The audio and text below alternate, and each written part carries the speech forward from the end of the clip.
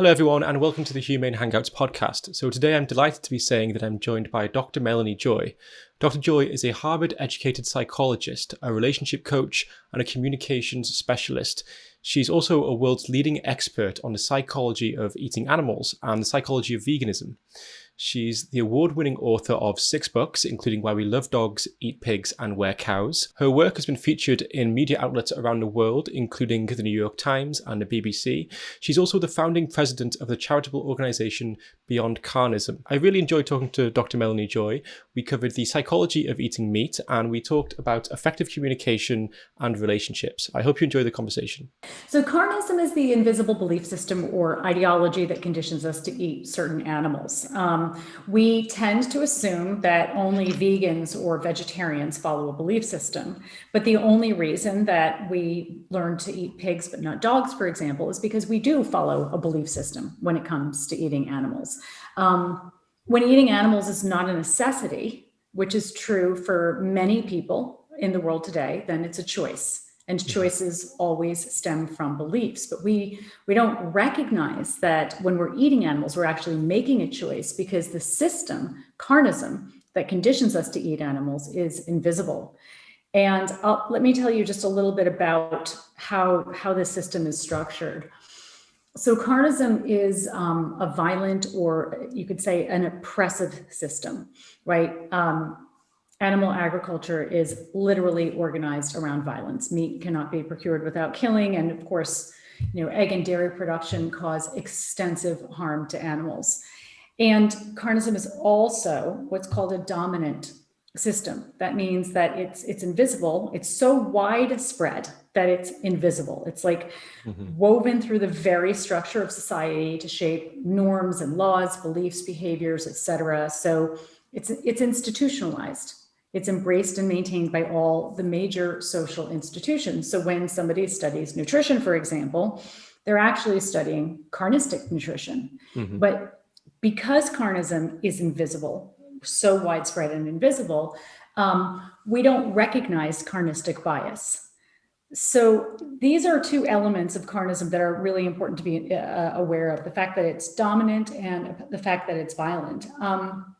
Systems like carnism, oppressive systems such as carnism, are, they run counter to core human values like compassion and justice. Like most people would never willingly cause harm to other animals, especially when that harm is so intensive and so completely unnecessary.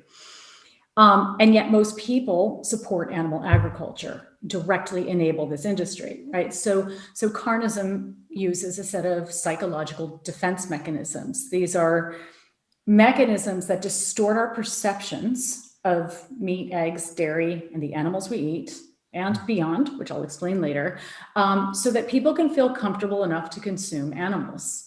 In other words, carnism basically teaches us how not to think and feel when it comes to eating animals. And in this way, rational, compassionate people end up participating in irrational, cruel behaviors, essentially, or practices without even realizing what they're doing. Right. So is it fair to say that we develop these kind of skewed perceptions, these warped perceptions, and the reason for these are because we care about animals and because we eat them? Absolutely. The same psychological mechanisms that enable us to harm other animals enable us to harm other humans. We know that humans are, and some other animals, are hardwired to actually feel empathy, to empathize with others. We're also hardwired to seek meaningful connection. And we also know that people strive to, have a positive sense of self, to live in accordance, to believe everybody needs to believe that they're living a basically moral life, to feel good about themselves and their choices. And yet when we participate in carnism, when we eat animals, kill other animals or whatever, we're acting against our core values. We're acting against our integrity, essentially. And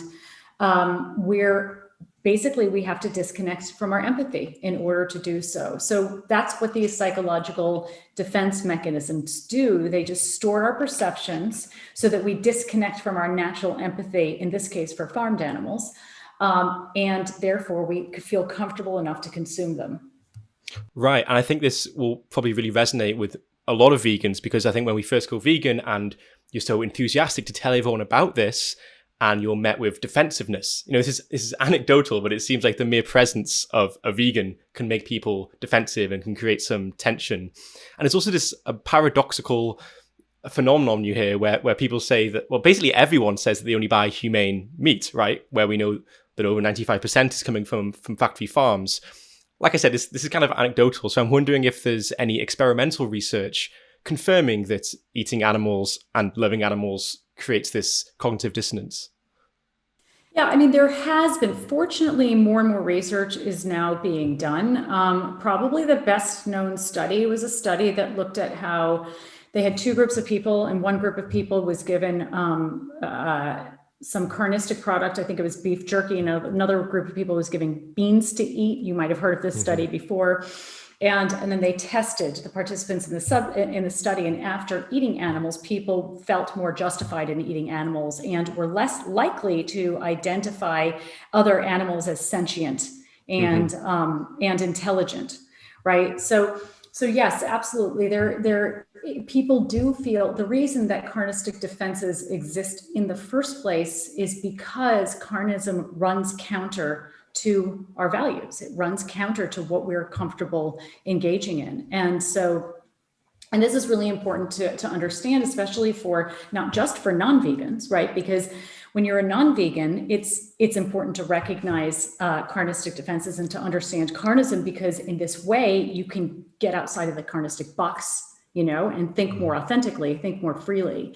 As long as your psyche essentially has been hijacked by carnism, you're not making choices that reflect what you authentically think and feel when you're purchasing and consuming carnistic products. And we know that, when people become aware of cognitive biases, of, their own biases, they're less likely to be affected by them. It's the same thing with these defense mechanisms. They are essentially biases in many ways. You become aware of your biases in these defenses, you're less likely to be affected by them. For vegans, there are a number of reasons that understanding carnism is important for vegans. One reason is because we, as you pointed out, vegans often, all you have to do is say, I'm vegan, and you're hit with this wall of defensiveness. And I know you're saying that this is anecdotal. I have been talking about this issue and giving trainings to vegans for many years. I've been in over 50 countries. I've trained and spoken with thousands and thousands of vegans all over the world. And I hear the same thing again and again and again. Mm-hmm. I say I'm vegan, and all of a sudden it's like the firewall goes up, or somebody is telling me all the reasons why veganism is wrong when they never even knew the term vegan before they met me. Mm-hmm. So these carnistic defenses are essentially internalized. Carnism is internalized. When we're born into a dominant system such as carnism, we inevitably absorb that system's logic as our own. We inevitably look at the world through the lens of carnism. And so people who are not aware of carnism, and people who are still participating in carnism, number one, it's very hard, if not impossible, to have an objective conversation about eating animals, as long as you're operating from within the very system that conditions you to believe that eating animals is valid and legitimate. And number two, carnism conditions people to feel defensive against any information that would get them out of the carnistic box they don't even realize they're in. And this means it causes them to feel defensive against vegans. And so vegans who are not aware of this mentality can really end up caught in a battle of defenses, rather than having a productive conversation that hopefully opens hearts and minds. Mm-hmm. Yeah, I mean, that is very fascinating. Thank you for talking about that. And the research as well, this idea that when people eat animals or are expecting to eat animals or animal products, their attitudes about animals then change. And perhaps this relation between our behavior and our attitudes, perhaps this is one of the reasons why we see so many vegans who perhaps at first change their behavior for other reasons other than ethical reasons, such as for health reasons. I think yourself, or was it maybe discussed? But either way, perhaps it wasn't an ethical motivation at first, but maybe that allows people to be more open to the ethical arguments. Absolutely. First of all, I personally believe that people who choose to become vegan for health reasons are making an ethical decision, because treating yourself, your own body with compassion, to me is an ethical choice to make. So it's on the same spectrum. And it's also absolutely true what you're saying. I mean, it's just rational. So if people are not eating animals, then there's nothing to defend. And I had this experience, and it was when I gave my first ever carnism presentation that was actually recorded, and it ended up getting a tremendous amount of traction. Actually, I gave a talk at the McDougall conference. John McDougall you may have heard of him, a well-known plant-based physician. And I was invited to give a talk there.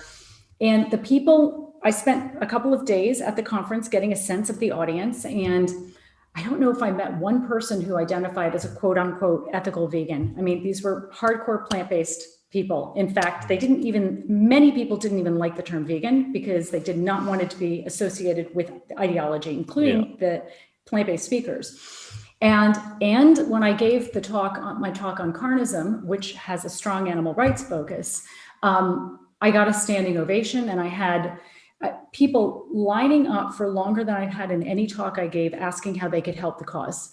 And what was so striking was that when I was on that stage talking, I felt almost zero defensiveness. And I thought to myself, well, of course, there's nothing to defend. And, and these same people had been talking to me and saying, like, I'm so frustrated. I tell people that I don't eat animals and they treat me like I'm from another planet, and they're so defensive, and I don't understand why they're so defensive. And they're having the same problems that, we who are advocating veganism for, animal rights were having. And they were very frustrated. I'm so worried about my brother. He's got like heart disease, and yet he still won't listen to me. It's completely irrational. He just shuts down as soon as I start talking about eating plants versus animals. Mm-hmm. Yeah, fascinating stuff. One of the things that you talk about in your book is the 3 ends of justification. So can you tell me what they are and why do they exist? Sure. In Why We Love Dogs, Eat Pigs, and Wear Cows, where I talk about the carnistic defenses, these psychological defense mechanisms, I give examples of different ones, and one of them is justification. We learn to justify eating animals, essentially, by learning to believe that the myths of meat, eggs, and dairy are the facts of meat, eggs, and dairy. We learn to believe in what I call the 3 ends of justification. There's a mythology, a pretty vast mythology surrounding eating animals, but all of the myths fall under these 3 ends in one way or another. Recent research actually has added a 4th end to it. Nice. So eating animals is nice. So we learn to believe that eating animals is normal, natural, and necessary. We learn to just accept these myths as facts rather than recognize them for what they are, which is a widely held set of opinions. These are the same arguments, of course, that have been used to justify, oppressive or violent practices throughout human history, from, male dominance to heterosexual supremacy. But they exist, they're institutionalized, and they remain largely unquestioned because carnism itself is largely unrecognized and therefore largely unquestioned. Just to give listeners another example that might be more easily relatable of a carnistic defense, there's a defense called de-individualization. The name doesn't actually matter, but we basically learn to think of farmed animals as abstractions, as lacking any individuality or personality of their own. So we learn to think of, or to believe that a pig is a pig and all pigs are the same, even though, of course, we recognize the individuality of dogs. These defenses are essentially distancing mechanisms. They distance us from our empathy and from our rational thinking, essentially, so that we can feel comfortable enough to consume animals. Mm-hmm. This idea of failing to see farmed animals as individuals and instead perceiving them as abstractions, this is kind of off topic here, but it reminds me of how I think we fail to often perceive wild animals as individuals and often think about wild animals on the level of the species or the ecosystem, which are abstract concepts. Very rarely do we consider them as individuals. But yeah, that's a whole other topic. Absolutely. But these defenses, my more recent work is actually looking at the psychology of oppression more broadly, and extending my analysis of carnism more broadly. And I wrote about this in my book, Powerarchy. People who are interested can look at powerarchy.org. But these same psychological mechanisms are used to maintain all oppressive systems, Right. all forms of oppression, essentially. And so your point is well taken. To go back to the three justifications, these three myths of carnism. I suppose when we think of a sentence like eating meat is normal, I guess my intuition is that I agree. I mean, eating meat is normal. I suppose the point is that just because something's a social norm, that doesn't necessarily make it moral. That doesn't make it justifiable. And the same, I suppose, with eating meat is natural. So I think you can make a very strong argument that eating meat is natural. I suppose what I think is important is that just because something's natural, that doesn't mean that it's good or desirable. I know you've used examples like infanticide is natural, rape can be seen as natural, cancer is natural, and yet the idea that what is natural is also good is something that seems so prevalent in our societies, I guess. There's truth in that. I mean, you're absolutely right. The problem is that these are justifications. They're used to justify. They're used to justify the practice. And we also define what is natural, for example, through the lens of carnism. There was a time in human history when it was not natural to eat animals. Our very earliest ancestors ate fruit. But it depends on how far back we want to look. When we're looking at history through the lens of carnism, we only look as far back as we need to justify current carnistic practices. So yes, of course, we've been eating animals for millennia. There's no question about that. But why do we only look as far back as our animal eating ancestors and not further back to their fruit eating ancestors? So the point is we have to really, kind of question whenever we're looking at reasons to justify violence, and particularly widespread violence that's oppressive. It's very important to ask ourselves, where is this justification coming from, and what kind of validity really underlies it? Absolutely, yeah. I guess that for me, like the kind of the more important point to make is like just even if someone was to prove to you, Melanie, that eating meat was perfectly natural for human beings, it's like, so what? I mean, that wouldn't make it moral to harm animals. I'm wondering if you've ever wondered why we seem to associate naturalness with goodness. Have you ever wondered about that? I've thought about it. I don't have an answer to it. But of course I've wondered about it. I kind of hoped that you would have said that you didn't wonder about it, so I could have asked you, like, have you ever wondered why you haven't wondered?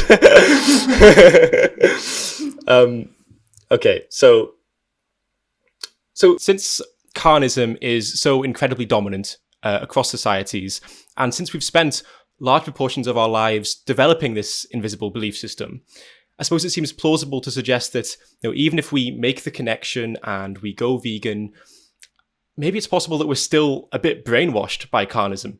I mean, I wonder whether our perceptions of the badness of this atrocity, for example, are dimmed down by the fact that we live in a time period where harming and killing animals for food is such a social norm, and we have all of this psychological baggage that we've been talking about.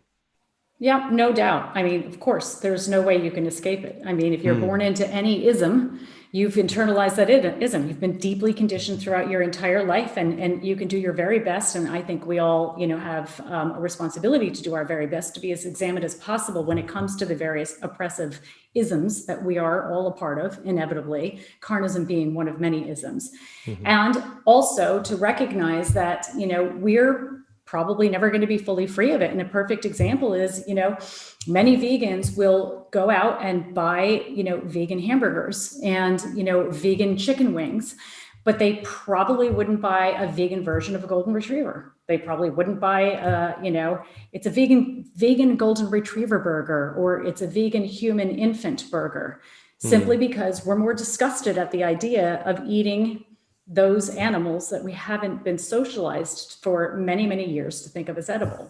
I guess when I think about whether an action is ethical or unethical, or whether it's good or bad, it always comes down to whether it's harming someone else, whether it's harming another sentient individual.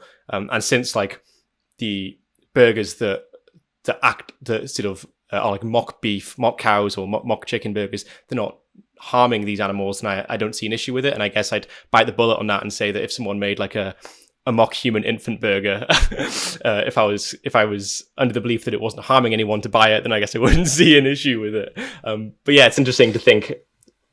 Sorry, were you going to say something there? No, I mean, but and I agree with you. And I'm just saying there's a difference between being morally comfortable with something and psychologically reactive to it. And I'm saying that as long as you're conditioned by carnism, you're probably going to have a different psychological reaction to the idea of eating different types of species, even as you might feel that they're all morally equal. Yeah, there's that reaction of disgust just isn't there. And that reaction of disgust isn't really there when I think about eggs or dairy, but perhaps it would be if I was thinking about some other kind of egg or some other type of animal's milk. So yeah, it's interesting. So we've got this is profound realization that we've got this invisible belief system that's warping our perceptions. What can people do to be part of the solution to carnism? I mean, very often vegans have this idea, this belief, which is completely understandable, that you're either vegan and you're part of the solution, or you're not vegan and you're part of the problem. It's a totally understandable belief for many obvious reasons, probably. And nevertheless, that is also, I believe, an inaccurate belief, and that can, cost us supporters that we really need. So many people, for many reasons, are neither able in their own minds or willing to actually become fully vegan. And if we do not invite those people to use their influence in whatever way they can to support a cause that really needs all the help it can get, then we are not advocating for this cause in the most effective way possible. So I always recommend that we ask others not to quote unquote go vegan, but to become what I call a vegan ally.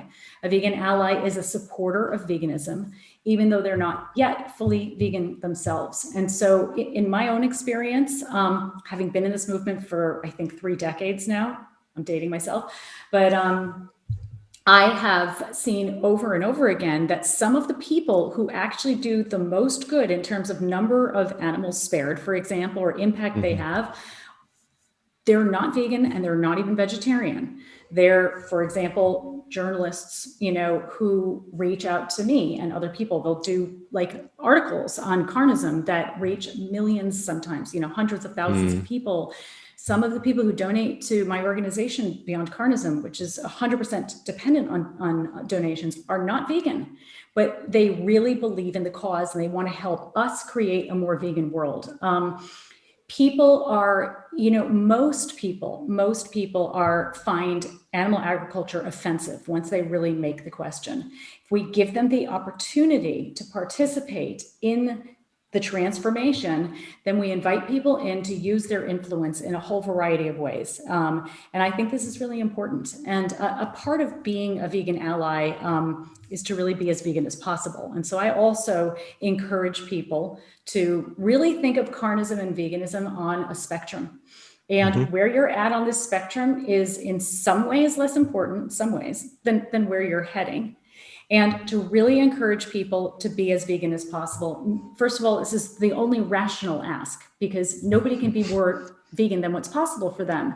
Now, a lot of vegans get stuck on this because we all have learned to believe that we're actually mind readers when we're not. I know what's possible for you. We all believe that we know what is possible for other people because of our observations. But what's possible for somebody else is what they believe is possible for them. So I'll give you an example.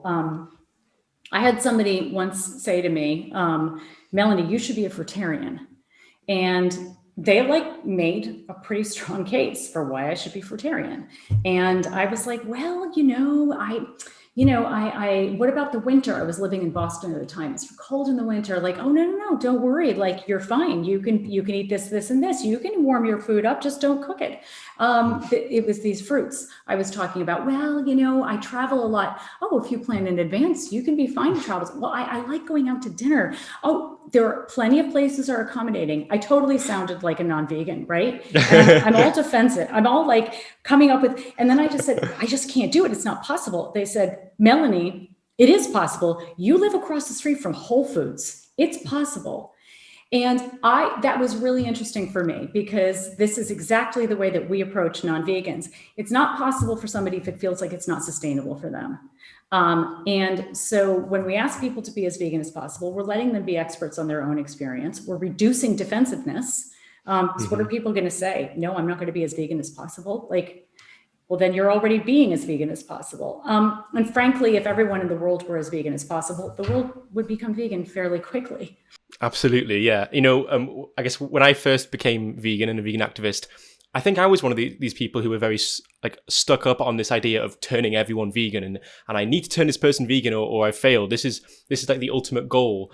And I suppose one of the things that changed my perspective on that is, like you're saying, is that you can see people who are doing so much to help animals who aren't fully vegan.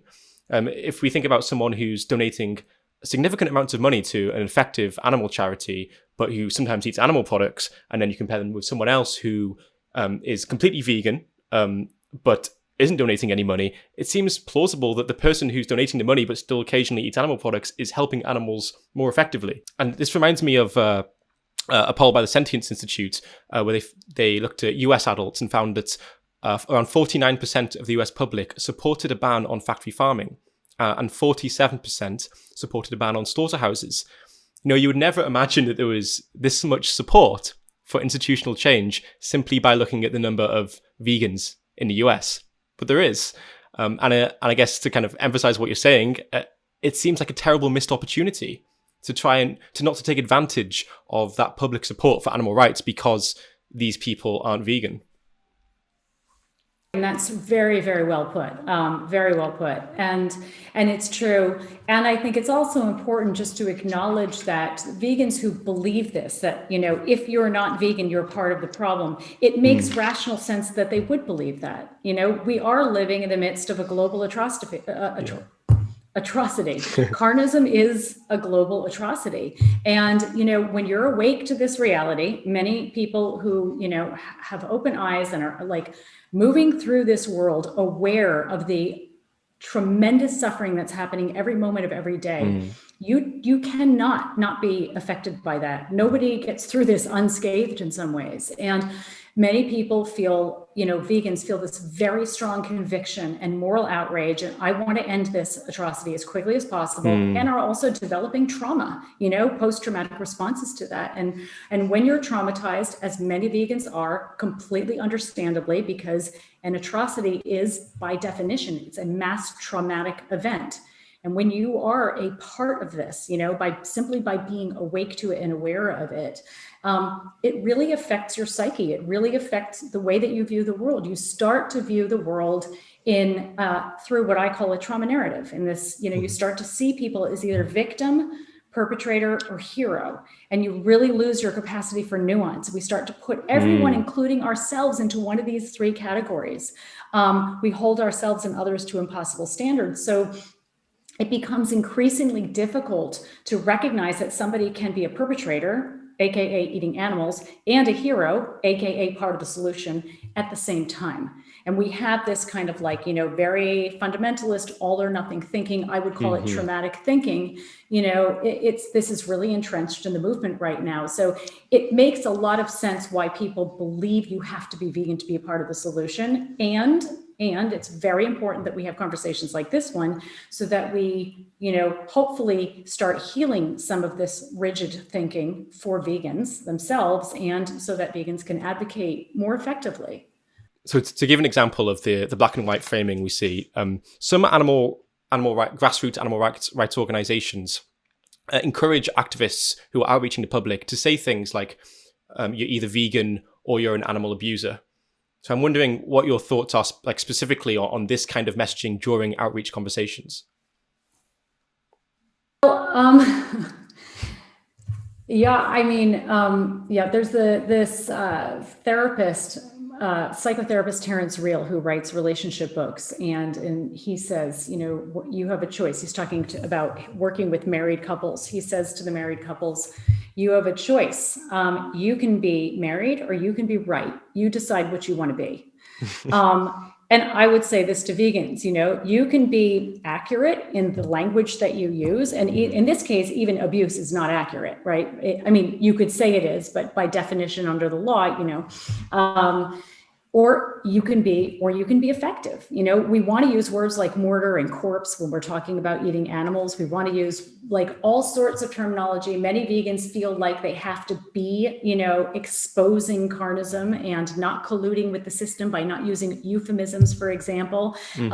Just doesn't work. And typically it doesn't work, and it turns people off. There have been, research has shown that when people feel that their dignity is harmed, or that there's even a threat to harm their dignity, your dignity is your sense of self-worth. Your dignity is your feeling of, that you are a fundamentally worthy being on this planet, that you have, when you feel your sense of dignity, you feel that you have just as much right as anybody else to be treated with respect. And we can talk about dignity later. It's central, absolutely central to all of the work that we do at Beyond Carnism, and not the least of which is through our Center for Effective Vegan Advocacy, where we train vegan advocates how to communicate more effectively.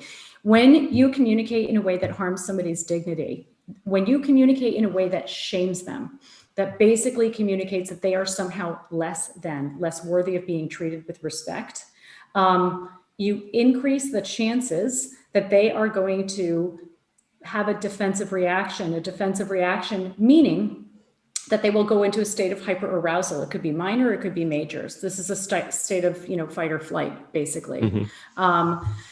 Everybody knows what I'm talking about because everybody's been defensive, and when a person is in this more defensive state, they lose their capacity for, not entirely, but they have a reduced capacity for rational thinking, and they are less likely to be able to stay connected with their empathy. So you basically, when you shame somebody, you are engaging in you are increasing the chances that they will be resistant to your message, and you're demonstrating to onlookers that you're not a safe person to, we want people to be open to our message, we need to create an environment where people will feel safe enough to allow themselves to be open to actually hearing about how they are acting in a way that's violating their own integrity and participating in an atrocity. That in and of itself is a hard ask, even when you're creating a safe environment.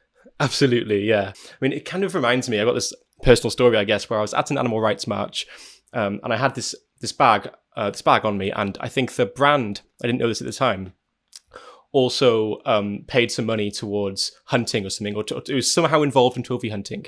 And a vegan came up to me and informed me about that. She's like, "Oh, your bag, did you know that bag supports like trophy hunting?" And I just blurted out straight away something like, "Oh, I've had it for ages. I've had it for years." Melanie, I hadn't even had it that long. And I reflected on this afterwards, thinking, wow, is that what it feels like for a fur wearer? Where I was, like you say, I was very heightened, and I wasn't thinking rationally, and I wasn't particularly open. I was on the defensive. So even when people are coming up to you and being pleasant about something, because we want to see ourselves as good people, I guess, it's so easy to be very closed off and very defensive, even if they're being nice. So if you're going to go up to someone and say something like, if they say, "I'm trying to cut down on my meat consumption," and you say to them, "Well, you're either vegan or you're an animal abuser," that's explicit. I'm not a psychologist, but it seems like that's going to induce some defensiveness. People can just think about how you would feel if you were on on the receiving end of that kind of communication. We all know what it feels like to be shamed. We all know, because we live in a world that is so profoundly relationally dysfunctional that shaming is normal. And, it's so normal as to be unremarkable. Nevertheless, it's counterproductive when you actually want somebody to change. We are all so defensive against feeling shame. Shame is an incredibly debilitating, painful emotion. And it is something that most of us carry around quite a bit of, because we live in such a dysfunctional world where we have been exposed to shaming attitudes and behaviors, since we were born, essentially. When we shame people, or when we feel shamed or the threat of shame, we wrap ourselves in the emotional armor to protect ourselves from being further shamed. We do not open our hearts and minds. We withdraw or attack in self-defense. And I am not talking about not holding people accountable for problematic behaviors or for trying, I'm not suggesting that we not try to change the system and change the world. We obviously need to do that. And I believe that those of us who really care about this issue have a responsibility to be open to how we can work toward change in the most effective way possible. And when we ask somebody to change behaviors or we're highlighting problematic behaviors, we really need to do that in a way that honors their dignity. And to do that, we start with our own attitude.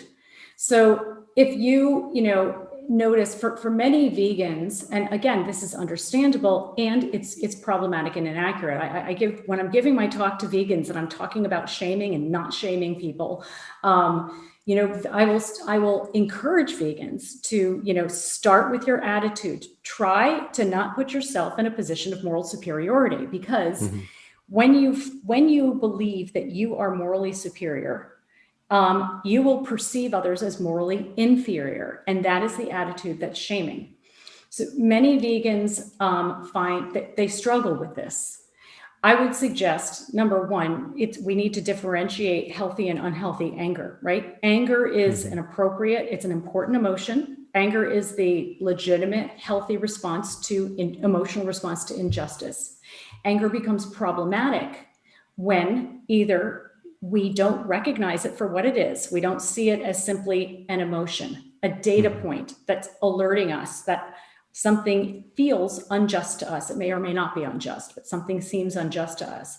It becomes problematic when we don't see it as the emotion as it is, or when it hijacks us and becomes intense, or when it has the charge of contempt.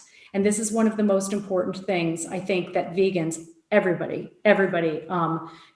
could do with understanding. When we feel contempt, that is a red flag that we have placed ourselves in a position of moral superiority. And as soon as we have done that, we have bought into an illusion that, this myth, I write about this in Powerarchy, we have bought into this belief in a hierarchy of moral worth, that some individuals or groups are more worthy of being treated with respect, of moral consideration than others. Notice your contempt.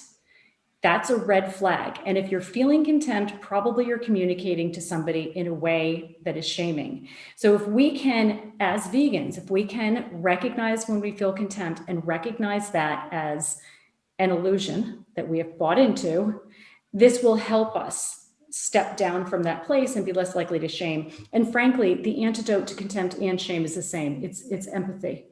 When we're in a place of contempt, it means we've lost connection with our empathy. It's hard to look down on someone when you're looking at the world through their eyes. When we're in a place of shame, we've lost connection to our empathy for ourselves. Wow, that was great. Thank you. One of the things, this kind of reminds me of something you've talked about, or something I've heard you say in some of your talks, and this idea of process over content, and how important it is, how people feel in these conversations. Can you talk a little bit about that? Absolutely. So if, in all communication has these two parts, and all interactions have these two parts, right? There's the content, which is what we're communicating about. And then there's the process, which is how we are communicating. The process matters more than the content, but we tend to over-focus on the content. So if you think about a conversation you had like 6 months ago, for example, you might have forgotten the content entirely. You don't even remember what you talked about, but you probably still remember how you felt in that conversation. The process determines how you feel. So when our process is healthy, we can talk about pretty much anything without arguing. And when our process is unhealthy, we can't talk about anything without arguing. And you might know people who are basically on the same page and they're in agreement, but they still find a way to argue with each other. So when a process is healthy, it reflects what I refer to as the formula for healthy relating. This formula it's like a simple formula that applies to all forms of relating. Communication is just the primary way we relate. So it applies to all of our communication. It applies to short interactions, long-term relationships. It applies to how we interact with other humans, with other animals, as social groups. And the formula is this. In a healthy relational interaction or relationship, we practice integrity. That means we treat somebody else with respect. The integrity is the integration of our core moral values of compassion and justice and our behaviors. So when you practice integrity, you're practicing compassion and justice. You're essentially treating another individual or yourself, because you're always relating to yourself, in a way that you would want to be treated if you were in their situation. So the formula is to practice integrity and honor dignity. And this leads to greater connection and security. So if you think about like any relationship in your life or interaction that's healthy, chances are you trust that this other individual practices integrity towards you and honors your dignity, and you feel connected and secure with them. And of course, the opposite is true. Like an unhealthy interaction or whatever communication is one in which we violate integrity, harm dignity, and it leads to a sense of disconnection and insecurity.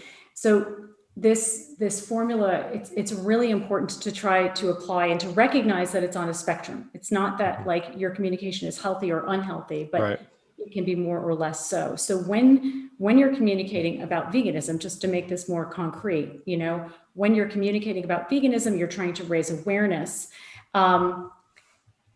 The most important thing to do, it's not just having all the facts straight and making the best case. This is what we tend to focus on, like, all the great meat alternatives that are out there. We want to have our facts, right? I'm not like, knocking that, but we need to remember that underneath, the ideas that we're talking about are beings. They're human beings. And we have to focus, that's where our focus needs to be. How am I relating to you? Am I taking the time? Am I seeing you? Am I caring about you? Am I really trying to practice compassion towards you? Do I honor your dignity? And when we can do this, we're much more likely to open hearts and minds. We go into debate mode, and studies have shown that when we invite somebody to debate us, we're basically inviting them to find all the reasons as to why their position is right. And we're inviting them to resist the information that we're sharing. Yeah, I mean, I think this is really, really important. This idea of, it's good, like you say, it's good to have knowledge and to know the facts behind animal agriculture, but we don't want to lose the aspect of connecting with these people. And, I think this is, I remember myself personally, there have been times where I've been talking to someone about veganism, and as they've been talking, I'm already thinking about what I need to say next. And I catch myself doing that. I'm like, wait, I'm not really listening to this person. And, like you say in your talk, we're communicating because we're not mind readers. We're trying to just give each other information about what we're experiencing. And I think it's really important not to lose track of that. And, like I was talking before about what some organizations tell their outreachers to do. There are some animal activist organizations who essentially have outreachers reading off a script. And when I've seen this, I can't help but feel that it seems very robotic. And I think that perhaps we're losing that connection with people. And if the evidence, like you say, suggests that the connection is what's important, then, I guess that's perhaps something needs to change there. And perhaps this idea needs to filter through into the grassroots movement. We were talking about the Sentience Institute and that poll. And they've also looked at other research in terms of previous social justice movements and looked at the tactics. And the Sentience Institute have come out and said that they feel like there is an over-focus on promoting individual change, and that they think that the farmed animal movement needs to shift its focus towards institutional messaging. So, for example, right now, and for the last decades, I guess, there's been a focus on telling people to go vegan. Sentience Institute is saying we need to shift our focus to things like signing petitions to try and get companies to change and for governmental policies. And what are your thoughts on this? Absolutely. And I think both are necessary. There are many people who are not able, or willing to participate in institutional change activities. And many, many vegans out there who are saying, I want something to do. I don't know what to do, And so it's really important because we do need individual advocates to be able to be ambassadors and effective ambassadors. It ranges from celebrities and well-known bloggers to, just everyday vegans. And of course, we also need to work toward institutional change. And carnism is a multifaceted problem. We need a multifaceted solution, and the numbers are in institutions. We also have to remember that institutions are made up of people, and reaching individuals matters. And if you're able to, it's always from an effectiveness perspective. more effective to try to reach people who are in positions of leadership, in positions within institutions that can help transform those institutions from the inside out, not just from the outside in. And do you think when we're talking to individuals, do you think if we were to shift the focus to saying things like we need to end animal farming rather than saying you need to change your individual behaviors, do you think there could be some psychological benefits to that in that people perhaps feel less defensive? I mean, it depends on how you phrase it. And people can feel defensive no matter how, whether you're focusing on institutional or individual. I mean, I do think always framing the individual as part of a broader system so that we take away the sense of like, you are responsible for this problem, and rather say, look, carnism, for example, this is a system, you were born into this. This is how we're all conditioned. People around the world are eating animals and we're all doing this. So we take away this feeling of like, oh, I'm the problem, and give people a sense of like, the opportunity to feel less guilty, I guess, for their participation in the problem. But I'm always a little bit reluctant to suggest, one or the other focus. I mean, sometimes it's very clear that we really need to focus on one thing and not another, but the individual and the system are so interconnected that I like to take more of a holistic approach when I'm discussing it myself. Absolutely. It seems that nothing's black and white. And just to be clear with Sentience Institute, that they're suggesting a 50% shift towards institutional messaging. So they're not seeing it in that black and white perspective either. But to come away from veganism for a second, and just relationships, because I know your second book, Beyond Beliefs, is applicable not just to vegans, but to everybody who wants to have more fulfilling relationships in their lives. So, I mean, relationships seem very important in our lives if we want to be happy, but it seems that a lot of us struggle to maintain healthy relationships, both romantic and otherwise. So why? why do we struggle so much with this? Well, I wrote Beyond Beliefs after I wrote Why We Love Dogs. My first book was actually Strategic Action for Animals. So it was looking at strategy specifically. And then I followed Beyond Beliefs up with another book on relationships, getting relationships right, which is on relationships for everybody, not just focused on vegans and non-vegans. And I wrote these books on relationships for a couple of reasons. One is that I'm a longtime relationship coach. I've been in this space for a very long time. So I wanted to kind of wed my lives, vegan advocate and relationship person, you could say.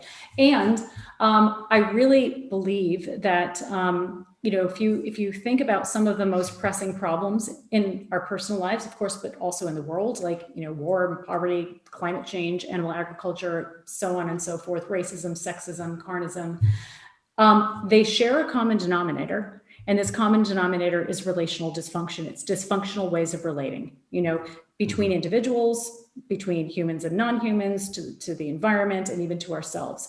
So I really decided I wanted to start focusing some of my efforts on promoting what I call relational literacy, which is the understanding of and ability to practice healthy ways of relating. Specifically, at Beyond Carnism, we work at promoting relational literacy among vegans. Many vegans will say that they felt like becoming vegan was one of the most empowering experiences of their lives. And this sense of empowerment quickly turned to shock and horror when they recognized that their relationships and communications started breaking down. And this happens because most people have, I've said this before, I'll say it again, we have to learn complicated geometry that we'll probably never need to use, but we don't get a single lesson in how to be healthy relational beings. So most of us just never learned how to relate in a way that's healthy. And then when you put on top of this like ideological difference, veganism and carnism, that complicates things even further. So first, we don't have the tools to navigate even easy relationships.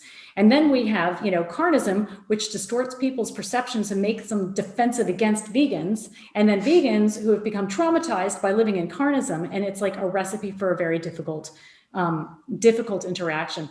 These relationships are completely, often workable, and they don't have to be problematic. But I really wanted to provide vegans with the tools to communicate and relate more effectively to help build a more resilient vegan movement, because frankly, we are cannibalizing ourselves in some ways with the toxic moral perfectionism and infighting and other problems that arise from not being relationally literate and dealing with trauma, among other things. And I wanted vegans to, be able to have, healthier relationships in their lives and not be so exhausted from trying to deal with being in this dominant animal eating culture that, it daily offends them and can make it so hard to navigate. Not just for vegans, for anyone listening who wants to have healthier, more fulfilling relationships, what are some tips that people can put into practice to start improving relationships in their lives?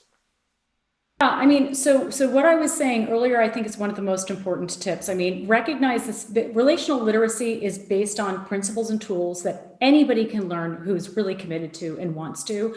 All of them are based on this simple formula. Try to be mindful as much as you can and notice when you're interacting if you and the other person are practicing, this formula, and if you're practicing it toward yourself or not. Are you practicing integrity and honoring dignity? Do you feel secure and connected in this interaction? This is one of the most important things. Commit to building relational literacy. It is a game changer. It's like the difference between not being able to read and write in the world. It can really, really change your life, and you can learn it if you want to. And pay attention to the red flags of contempt and shame. Notice them for what they are, the reactions to buying into a narrative, a myth, that there is some hierarchy of moral worth, and reconnect with your empathy if you can in those moments, and try to practice becoming more of a self-observer so that you notice what's happening inside of you, whether you feel contempt, whether you feel shame, what your story is that you're telling yourself that's causing you to feel this way or other ways. And then commit to practicing compassion toward yourself as much as possible. The more you can practice compassion toward yourself, the healthier you're going to be, the more sustainable you're going to be as a vegan advocate, and the more effective you will ultimately be for the cause that you care so much about and that really needs people in it to be as healthy as they can be. Wow, that's a wonderful summary. Thank you. I guess I'll end by bringing attention to everything you've done and acknowledging you. It's been kind of surreal to talk to you. Like I said before we started recording, I've been following your work for a long time, and I have no question really that many animals have been spared horrific conditions because of your work. And not only that, but you're going further, and you seem to be improving the lives of vegans and humans as well. So I'm glad you exist, and I'm very appreciative that you have spent the time to talk to me. Thank you. Oh, that's really nice to hear. Thank you for saying that. It's been a pleasure, and I really appreciate your graciousness as a host and the awareness raising work you're doing as well, frankly, because without work, of people like you and you, we don't reach the people that we need to reach with ideas that could be helping vegans and others. So thank you. It's been really a pleasure. Okay, so if you're still listening, you've made it to the end of the conversation. Thank you for being here. Just a quick reminder that the podcast is also available on Spotify and most other streaming platforms. I really enjoyed talking to Melanie Joy. It seems that everything she says is like a soundbite of clarity and rationality, which I think is really needed in our movement at the moment. I hope you enjoyed this episode, and I will see you again with another podcast session.